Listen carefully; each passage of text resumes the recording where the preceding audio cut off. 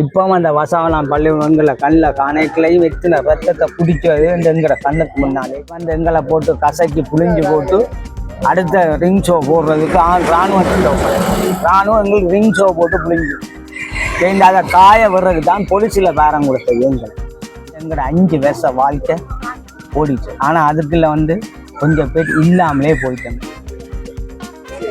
ஆனால் இதை வெளியில் சொல்லக்கூடாது. நீங்கள் வெளியில் சொல்லக்கூடாதுன்னா அது என்னது வெளியில் சொல்லக்கூடாது.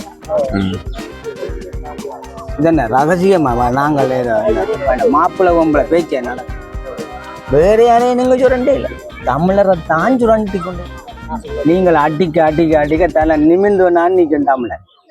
எஃப்னா போஸ்ட் சொந்தங்களுக்கு வணக்கம். நாங்கள் இப்போ எங்கே நிற்கிறோம்டா மயிலிட்டியில் மக்கள் தொடர்ந்தும் தங்களுடைய காணிகள் சார்ந்த போராட்டங்களை முன்னெடுத்து கொண்டு வருகின்றார்கள். பலாலி சம்பந்தப்பட்ட காணிகள் தொடர்பாக பிரதி ஞாயிற்றுக்கிழமையிலையும் இந்த மயிலிட்டி சம்பந்தப்பட்ட காணிகள் தொடர்பாக பிரதி வெள்ளிக்கிழமையிலையும் தங்களுடைய போராட்டங்களை முன்னெடுத்து கொண்டு வரார்கள். அது சம்பந்தமாகத்தான் அந்த மக்களோட கதைப்பதற்காக வந்திருக்கிறோம். அதுலேயும் குறிப்பாக இது சம்பந்தமான முன்னைய காலகட்டங்களில் இங்கே இருந்து தன்னுடைய காணியை விட்டுட்டு போய் இப்போ மீண்டும் தன்னுடைய காணிக்காக போராடி கொண்டிருக்கின்ற ஒரு நபரோட தான் கேட்கிறேன். வணக்கம் அண்ணா, உங்களுடைய பேர்? என்னுடைய பேர் வந்து துரை. இது வந்து நாங்கள் வந்து 90ஆம் ஆண்டுல இருந்து 90க்கு முன்னம் 87ஆம் ஆண்டிலேருந்து நான் மயிலிட்டிக்குள்ளே ஒரு குடும்பத்தில் தலைவனாக வந்து அதுக்குள்ளேருந்து நடந்த சம்பவங்கள்லாம் இது. இப்போ நான் உங்களுக்கு தெரியப்படுத்த என்னென்னா, தற்போது ஒரு சில வார்த்தைகள் உங்களையோ அல்லது உங்களோட சேர்ந்த சார்ந்த ஆக்களையோ என்னவும் தப்பாக இருந்தால் மன்னிச்சுக்கணும்.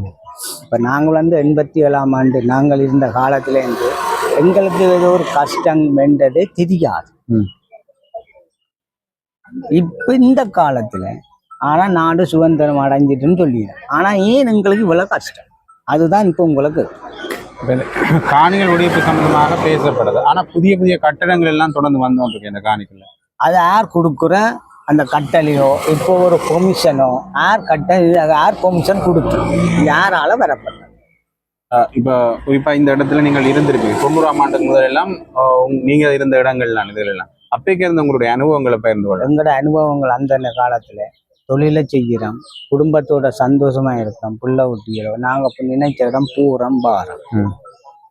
எங்களுக்கு எந்தவித ஒரு பயமோ அல்லாட்டி ஒரு மனதில் ஒரு அழுத்தமோ ஒன்றும் கிடையாது. அப்பைக்கு இந்த இடம் விடுதலை புலிகளுடைய கட்டுப்பாட்டிலையும் இருந்தது சில நேரங்கள்ல. அந்த நேரங்கள்ல உங்களுக்கான தொழில் வாய்ப்புகள் எல்லாம் அப்படி இருந்தது. அப்பயுமே பொருளாதார தடைகள் எல்லாம் நிறைய இருந்ததா? அப்பைக்கு உங்களுக்கான தொழில் வாய்ப்புகள் எல்லாம் அப்படி இருந்தது? அந்த நேரம் எங்களுக்கு ஒரு பொருளாதார தடை ஒன்றுமே இல்லையே. அங்கே இருந்து வந்த தென்னிலங்கையில இருந்து சில பொருட்களுக்கான தடைகள் அப்படி ஒன்றுமே எங்களுக்கு எல்லாமே இங்க போதிய அளவு கிடாது. தொழிலை செய்தவன போதிய அளவு பொருள் கிடாது. அது எங்கேருந்து வருகுது, எப்படி உருவாக்கினோம், அது எங்களுக்கு தேவையில்லை, தேவை தெரியவும் மாட்டேங்குது. ஆனா பஞ்சம் ஒன்றும் இல்லை, பஞ்சமும் இல்லை. எங்களுக்கு ஒரு மனதில் ஒரு அழுத்தங்கள் இல்லை, பல குடும்பங்களுக்குள்ள பிரச்சனை இல்லை.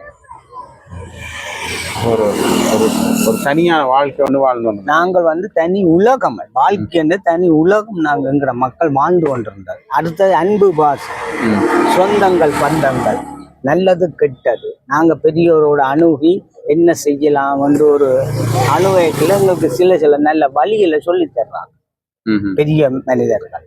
எங்களுக்கு வயதுக்கு மூத்தாங்க.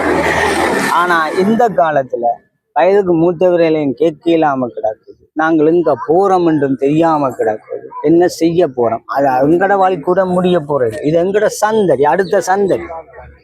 அதுகள் எங்களுக்கு உங்களாலே வழி தெரிய இல்லை. எப்படி நாங்க போறோம்? இதுக்கு நீங்கள் என்ன பதில் இந்த அரசாங்கம் சொல்ல போகுது? ஆனா இப்ப இதுல அண்மை காலமாவே வந்து இதுல நிரந்தரமாக இருக்கணும்டா. அப்ப உங்களுக்கு ஒரு இடத்துல நீங்க நிரந்தரமா இருக்கணும்னா உங்களுக்கு ஒரு தொழில் வாய்ப்பு நீங்க இருக்கணும்.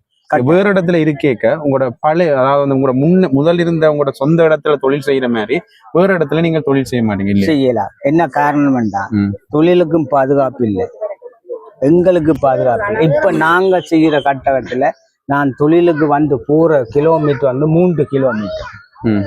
அதுல வந்து ஒரு ஊசியை வச்சால் கூட பாதுகாப்பு. அடுத்தது எந்த நேரம் என்ன நடக்கும் என்று இங்க தெரியாது. காரணம் என்ன, எங்களோட வாழ்வாதாரம் அப்படி அழியும். வாழ்வாதாரம் கேள்விக்கு அறிகுறியா கிடக்கு. இது உங்களுக்கு நாளைக்கு போய் கண்ணால பார்த்தா தான் உண்மை. நாளைக்கு காற்று வரலாம், புயல் வரலாம், மழை வரலாம். அப்போ எங்களோட வாழ்வாதாரம் அழிஞ்சுவோம். காரணம் என்னன்னா நாங்கள் பக்கத்துல இல்லை. நாங்க 3 கிலோமீட்டர் தான் இருக்கோம். இப்ப இந்த விஷயங்கள் பார்க்க உங்களுடைய வாழ்வாதாரம் தான் அந்த விஷயத்தை இப்ப இராணுவத்தினர் மேற்கொள்ளணும். அவர்கள் பயிரிடினம், அவர்களை கொண்டு போய் அதை விற்கணும். இதுல 2 பிரச்சனை கொண்டு வருது. ஒன்று வந்து உங்களுடைய வாழ்வாதாரம் அங்க இல்லாம போகுது. இன்னொரு ஆளுடைய வாழ்வாதாரம் இப்ப கிட்டத்தட்ட இந்த பொருட்கள் எல்லாம் மலிவான விலையில அங்க கொண்டே கொடுக்கணும். அப்ப இன்னொரு விவசாயின்ற தயாரிப்பு வெளியில போய்க்கும் அங்க சிக்கல் கொண்டு வருது. இதை பற்றி உங்களோட கருத்து? இது கட்டாயம் என்னன்னா, இதுல நாங்க பரம்பரையா அவையல் இருந்து அதே மண்ணில் விவசாயங்கள் செய்து அதை உற்பத்தி செய்து அவையந்த புள்ள குட்டியில் வாழ்ந்து வந்தோம். இந்த காலத்துல என்ன நடக்குது, எங்கட மண்ணில எங்கட இடத்தில் யாரோ ஒருவன் இருந்து விவசாயம் செய்து அவன் முன்னோறி கொண்டு போறான். அதுவும் முன்னேற்றம் யாருக்கு? அது ஆற்று அரசாங்கத்துக்கும் இல்லை. இப்ப பெரிய ஆட்கள் அரசாங்கத்துக்கும் போகாது. இப்ப நான் செய்தால் அந்த வருமானம் எனக்கு. அப்ப நான் இது அரசாங்கத்துக்கு கொடுக்க போறணும் இல்லை. ராணுவ அதிகாரியா இருந்தாலும் சரி, நான் போலீஸ் பெரியவரா இருந்தாலும் சரி, நான் கடற்படை பெரியவரா இருந்தாலும், முற்படை பெரியவரா இருந்தால் இது பெரியவர்களுக்கு கீழே தான் பெரியவர் தான் செய்யலாம். சிப்பாயில் கடைசி வரையும் செய்யலாம். சிப்பா செய்ய பெரியவர் விடாது. நீங்க மனதில் உண்டை புரிஞ்சு கொள்ள. லாபம் எல்லாம் அங்கதான் போதும், எல்லாம் லாபம் அங்க. ஆனா நஷ்டம் யாருக்கு? அங்க பரம்பரையா இருந்து வாழ்ந்து வந்த சந்தடிக்கு இன்றைக்கு அந்த இடத்துல சந்தடியே இல்லை. அதைத்தான் நீங்க தாங்கொண்டு இருக்கணும். எங்கட உரிமை எங்கிட்ட தாங்கும். ஆனா நீங்க தர மறுக்கிறீங்க. என்ன காரணம் என்று விளங்கு? உயர் பாதுகாப்புன்னு சொல்றீங்க. இது உயர் பாதுகாப்பு வலயம். உயர் பாதுகாப்பு என்னத்துக்கா? இதே பாதுகாப்பு வலயம் கட்னாக்கா ஏர்போர்ட்டுக்கு பாதுகாப்பு இருக்கோ? அது காணி இல்லையோ? அதுல பக்கத்துல வீடுகள் இல்லையோ? அதுல மக்கள் இல்லையோ? என்ன காரணம்? அங்க சிங்களவரா, இங்க தமிழர் என்ற முறையில புரிக்கிறதா, அல்லாட்டி தமிழரை கண்டு நீங்க பயப்படுறீங்களா? வெளிப்படையே சொல்லுங்க. நான் உனக்கு பயம் இல்லை சொல்லுங்க. சொல்லி போட்டு நடமாடுங்க. இப்ப நீங்க பயந்தபடியா தான் உயர் பாதுகாப்பு வலயம்னு ஒரு போட்டு வச்சு யாருக்கு அந்த உயர் பாதுகாப்பு சரி வேண்டாம். நாங்கள் உங்கள்கிட்ட கேட்கிறோம், யுத்தம் என்று சொல்றீங்க. யுத்த காலத்துலதான் நீங்கள் அடைச்சியல் பூட்டினியல் வச்சிய. இந்த நாட்டில எங்கட ஸ்ரீலங்கா நாட்டில் என்ன நடக்குது? யுத்தம் நடக்குதா இல்லையே? அது உலகத்துக்கே தெரியும். அப்ப பேருந்தன இந்த இதெல்லாம் ஏதோ ஒரு மனதுக்கு இல்ல. ஒரு ஆளை சுரண்டி கொண்டே இருக்கிறதே தமிழன். வேற யாரையும் நீங்க சுரண்டே இல்லை, தமிழரை தான் சுரண்டி கொண்டே இருக்கு. காரணம் என்ன? தூங்கி இருக்கிற தமிழரை நீங்களே தட்டி எழுப்புற மாதிரி கிடக்கு நீங்க போற காட்டம். ஒருவேளை இந்த விஷயம் எல்லாம் திட்டமிட்ட பின்னணியில் நடக்குதா, இல்லாட்டி மக்களுக்கான ஒரு விஷயத்தை தடுக்கணும்ன்றதுக்கான இவியல் இந்த திட்டம் இவியலை இதுக்குள்ள விட்டாலோ இல்லாட்டி தமிழர் கேட்கறத கொடுத்தாலோ பின்னணிக்கு பாதிப்பு வருமென்ற ஒரு மன அழுத்தம் அவங்களுக்கு இருக்கு. ஏன்னா தமிழன் விழும்புறவன். நீங்கள் உங்களோட வரலாறு சொல்லியிருந்தீங்க. நானும் சிறைக்குள்ள போயிட்டேன். அதுதானா இந்த சிற வாழ்க்கை. இப்ப எங்கட வாழ்க்கையில என்னன்னா 90ஆம் ஆண்டுல இருந்து நாங்க இடம்பெயர்ந்து 91ஆம் ஆண்டு சரி நாங்கள் பிழைக்கிறதுக்கோ எங்களை தொழில் செய்யற போன இடத்துல எனக்கு இந்த சம்பவம் பிடிபட்டு நேவியால கடற்படை கைது செய்து அது தொழில் செய்யறது சரியோ புளியோ அது எங்கள்ல புளி என்றா நாங்க சொல்றோம். ஏன்னா நாங்க செய்த தொழில் கடற்தொழிலால பல துன்பங்கள் துயரங்கள் ஜெயிலுக்குள்ள இருந்து நான் இராணுவத்தின நேவியில பிடிபட்டு நேவி எங்களை போட்டு கசக்கி புளிஞ்சு போட்டு அடுத்த ரிங் ஷோ போடுறதுக்கு ராணுவம் எங்களுக்கு ரிங் ஷோ போட்டு புளிஞ்சு அதை காய விடுறதுக்கு தான் பொலிசில பேரம் கொடுத்தது எங்களை. இதே எங்கட 5 வருஷ வாழ்க்கை ஓடிச்சு. ஆனா அதுக்குள்ள கொஞ்சம் பேர் இல்லாமலே போயிட்டோம். இந்த பெலாலிக்கு இதே வசாவலான் பள்ளிக்கூடத்துக்குள்ள இந்த வசாவலான் பள்ளிக்கூடம் என்ற சாமான் எத்தின உயிரை எத்தின ரத்தத்தை கண்டு கிடக்கு. இப்பவும் அந்த வசாவலான் பள்ளிக்கூடங்களை கண்ணில் காணைக்களையும் எத்தின ரத்தத்தை குடிக்கிறது எங்கிற கண்ணுக்கு முன்னாலே தெரியும். ஆனா இதை வெளியில சொல்லக்கூடாது. நீங்க வெளியில சொல்லக்கூடாதுன்னா அது என்னது வெளியில சொல்லக்கூடாது. ம். இது என்ன ரகசியமா நாங்கள் மாப்பிள்ளை பொம்பளை பேச்சை நடத்துவோம். எங்கட மண்ணை விரும்பினா அந்த நேரம் கேட்டேன்னா மயிலிட்டியில இந்த இடத்துல பிறந்த ஊர் தெரிஞ்சவள் யாராவது இருக்கணும்னாங்க. நாங்கள் இல்லை. ஏன்னா நாங்க இருந்தது முகாம்ல, நார்வல் முகாம்லாம் இருந்தாங்க. நார்வலுக்கு தான் பேர்ந்து போய் அங்க முகாம்ல வாழும். இவ்வளவு சொத்துக்களை அழிச்சியல் எங்கட கண்ணால எங்கட கையால செய்ய சொன்னீங்க, செய்தோம். உங்களோட சொத்துக்களே எடுக்கல. ஓ, இது எடு, இந்த வீட்டை போய் விட, இந்த வீட்டுக்குள்ள போய் சாமான் எடுத்து கொண்டு வா, நாங்க எடுத்து கொண்டு வா. இவ்வளவு அழிச்சோம், இவ்வளவு வெட்டினோம். இது மக்கள் எங்கண்ட மக்கள் இந்த சொத்து தான். இதே ஒரு பெரிய பிரச்சனையா தான் இருக்குது. அப்ப இந்த காணி உரிமை பண்றது அடுத்த கட்டம் என்ன மாதிரி நிலைப்பாட்டுல இருக்கும்னு நினைக்கிறீங்க உங்களோட கருத்து?